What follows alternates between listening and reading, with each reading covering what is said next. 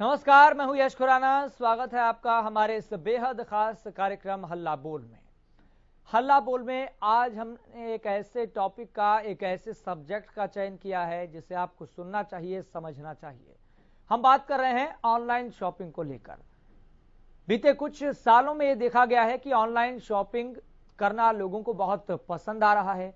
इसका चलन समय के साथ बढ़ता जा रहा है, लेकिन इसके चलन और प्रचलन के साथ साथ ठगी की वारदातें सामने आना भी आम बात हो गई है। लेकिन इसके साथ साथ कई ऐसे सवाल हैं जो जुड़े हुए हैं। सवाल यह है कि ऑनलाइन ठगी से हम कैसे बचें, क्योंकि लोग सोचते कुछ और हैं, देखते कुछ और हैं और घर पर आ कुछ और जाता है, जिस वजह से लोग अपने आप को ठगा हुआ महसूस करते हैं। और यही वजह है कि ऑनलाइन शॉपिंग को लेकर अब कुछ लोग अवेयर भी होने लगे हैं, जागरूक भी होने लगे हैं। एक अच्छी वेबसाइट पर आप सामान देखें और उसके बदले में अगर आपके घर में कुछ और सामान आ जाए जो आपने मंगवाया ही नहीं था, जो आपने ऑर्डर ही नहीं किया था, या फिर उस सामान के बदले कुछ ऐसी ठगी आपके साथ हो जाए कि पैसा तो इतना दे दिया लेकिन सामान के नाम पर कुछ नहीं आया, तो फिर भीतर महसूस होता है कि ऑनलाइन सामान मंगवाना, कुछ ऑर्डर करना, ऑनलाइन शॉपिंग करना आज के दौर में, आज के जमाने में बिल्कुल भी ठीक नहीं है। और इसलिए आज हमने इस टॉपिक का, इस सब्जेक्ट का चयन किया है ताकि आपको उस खबर के बारे में भी पता लगे और आप अवेयर भी हो सकें कि ऑनलाइन शॉपिंग करना और उसके साथ साथ ठगी की वारदातें सामने आना कितनी आम बात हो गई है। लेकिन आम बातों के साथ साथ जिसके साथ ये ठगी होती है, जिसके साथ ठगी की ये वारदात होती है, उसी को ही पता लगता है कि बीतता क्या है और बीतता किस पर है, कैसे है और कितना है। तो ऑनलाइन शॉपिंग का जो चलन है बीते कुछ सालों में हमारे जीवन का अहम हिस्सा बन गया है। ये बात कहें तो कहना अतिशयोक्ति नहीं है, क्योंकि यही सत्य है, यही हकीकत है। ऑनलाइन शॉपिंग में ठगी की वारदातें भी बढ़ने लगी है। लोग तस्वीरें देखकर अपनी जरूरत की चीजें खरीद तो लेते हैं, लेकिन कई बार चमचमाती पैकिंग में खराब सामान आप तक पहुंच जाता है। तो सीधा हम रुख करेंगे, सवाल भी आपकी टीवी स्क्रीन पर लगातार फ्लैश हो रहे हैं, लेकिन सबसे पहले कॉलर हमारे साथ जुड़ गए हैं, ओम प्रकाश। ओम प्रकाश, आपका इस टॉपिक पर, सब्जेक्ट पर क्या सोचना है? ये ऐसे है, ये ऑनलाइन जो हम सामान मंगा रहे हैं। हेलो जी ओम प्रकाश जी, हम आपकी आवाज सुन पा रहे हैं, अपनी बात रखिए। हाँ जी, हम ऑनलाइन जो सामान मंगाते हैं वो जो है जैसे काजू, ये अखरोट का एक ऐड आया था, उसमें 2 किलो कुछ रुपए का था और अखरोट भेजे हैं बिल्कुल बेकार, कड़वे अखरोट भेजे हैं। और हम नाप तोल से कोई सामान मंगाते हैं, वो कहते कुछ है, भेजते कुछ है। और मैं आपका हरियाणा न्यूज का बहुत शुभ चिंतक हूँ। मैं शुभकामनाएं करता हूँ आपसे कि आपका ये चैनल बहुत दिन रात तरक्की करे। और मेरी इच्छा ये है कि एक मेरी एक कंप्लेंट है, अगर आप उसको कर दो तो हमारे यहाँ हमारे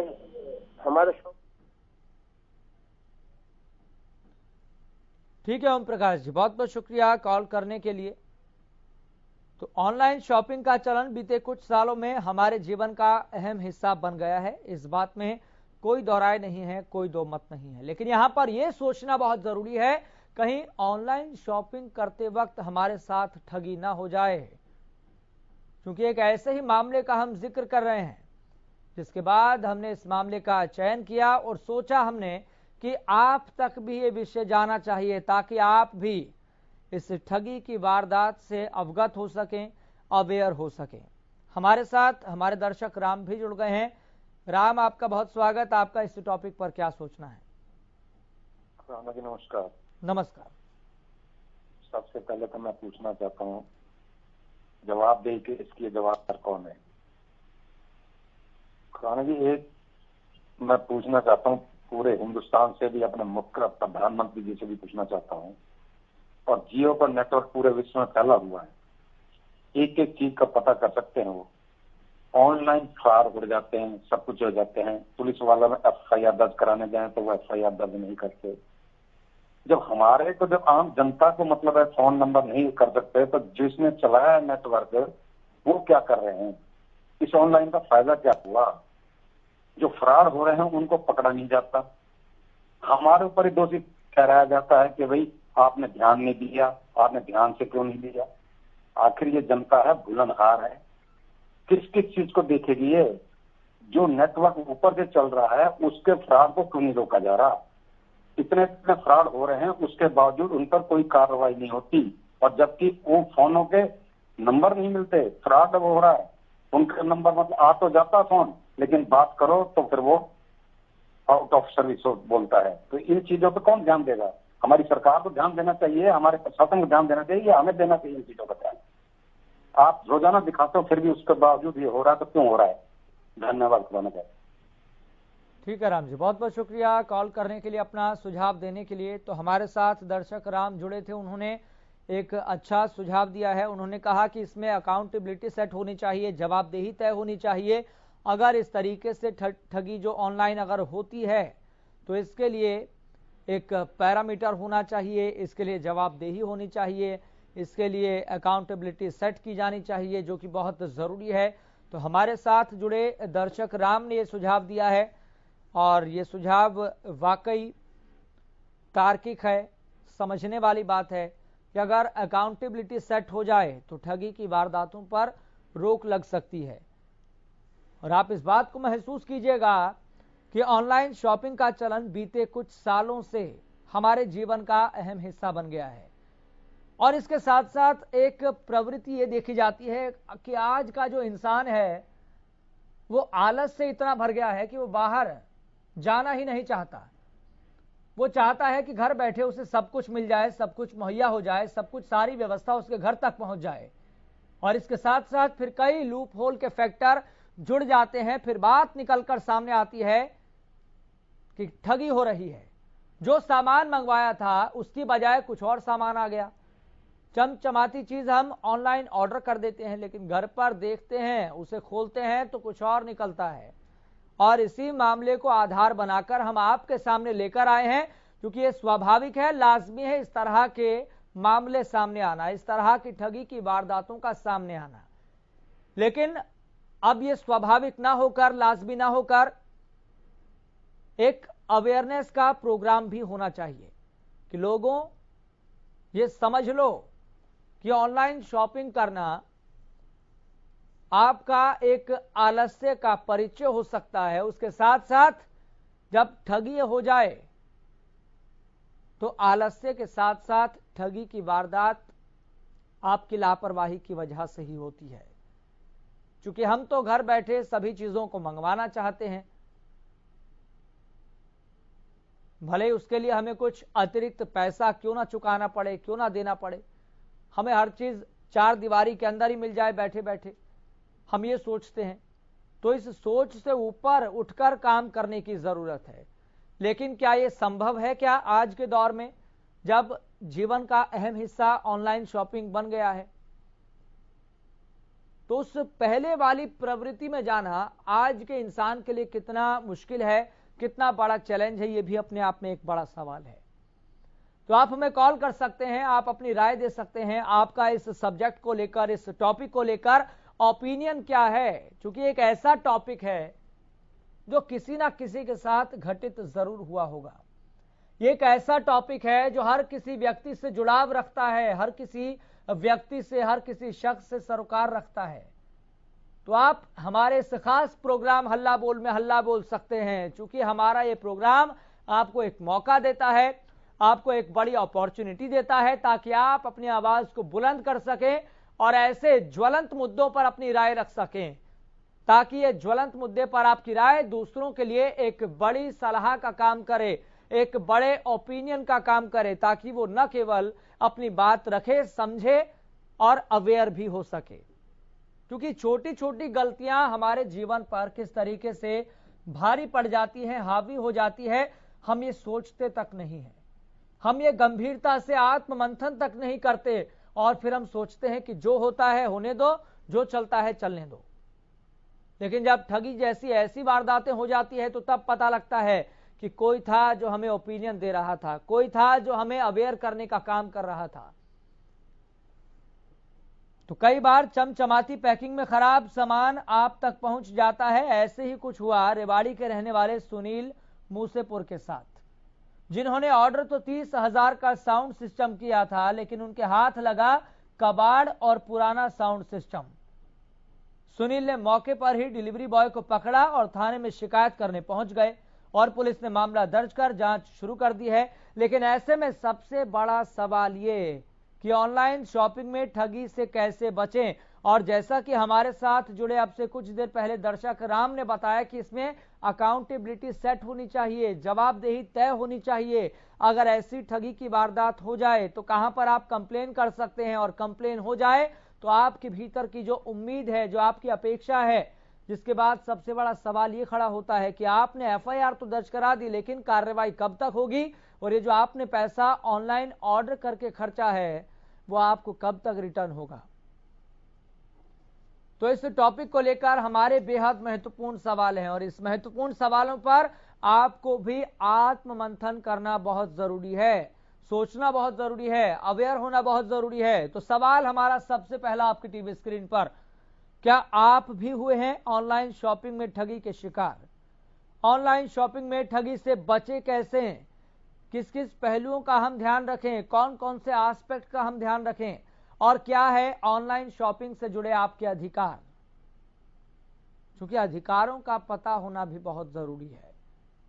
क्या आपको अपने अधिकार पता है और पता है, और अगर आपके साथ ठगी की वारदात हुई है तो आपने अपने अधिकारों का किस तरीके से निर्वहन किया है? तो ठगी की शिकायत का कहां होगा समाधान, कंपनियों पर कार्रवाई का क्या है प्रावधान? तो यहां पर कुल मिलाकर अगर एक तार्किक निष्कर्ष निकालें तो इसमें हम ये कह सकते हैं कि अकाउंटेबिलिटी सेट होना, जवाबदेही तय होना बहुत जरूरी है। तभी आप बेझिझक होकर खुले मन से, खुले दिमाग से ऑनलाइन शॉपिंग कर पाएंगे। और अगर आप इस टॉपिक को लेकर, सब्जेक्ट को लेकर कुछ लोगों से अगर आप बात करेंगे तो आप ये महसूस करेंगे कि उनके अंदर भी ऐसी धारणाएं और ऐसी सोच, ऐसी माइंड कंडीशनिंग हो चुकी है कि कहीं ना कहीं कुछ लोग ऑनलाइन शॉपिंग करने से डरते हैं। दिखाया तो कुछ और जाता है और आ कुछ और जाता है। तो फिर इसके जो बीच का अंतर है, ये सवाल पैदा करता है कि क्या ऑनलाइन शॉपिंग करना एक ठगी का काम हो गया है क्या? कि दिखाया तो कुछ और जाता है, चमचमाती चीज होती है, चमचमाता उत्पाद होता है, प्रोडक्ट होता है, लेकिन जब वही उत्पाद, वही प्रोडक्ट जो हमने मंगवाया है ऑनलाइन शॉपिंग के जरिए, जब वो हमारे घर पहुंचता है तो हम देखते हैं कि हमने देखा कुछ और था, आया कुछ और है। क्या आपके साथ भी ऐसा कभी कुछ हुआ है क्या कि आपने ऑर्डर कुछ किया और आया कुछ और? चलिए, हमारे दर्शक राहुल जुड़ गए हैं फरीदाबाद से। राहुल, आपका इस सब्जेक्ट पर, इस पॉइंट पर क्या सोचना है? हमारा ये अभी क्वेश्चन आंसर क्वेश्चन बताऊं? हाँ जी, हमारा ऐसे, हेलो जी राहुल जी, हम आपकी आवाज सुन पा रहे हैं। आपका इस पूरे सब्जेक्ट पर क्या सोचना है? मैंने ऑनलाइन सामान मंगाया था जी, वो ऑनलाइन सामान गलत आया। फिर मैं यहाँ सैनिक कॉलोनी पुलिस चौकी में गया और वहाँ पर जो है ASI है प्रवीण कुमार, वो हमारे सैनिक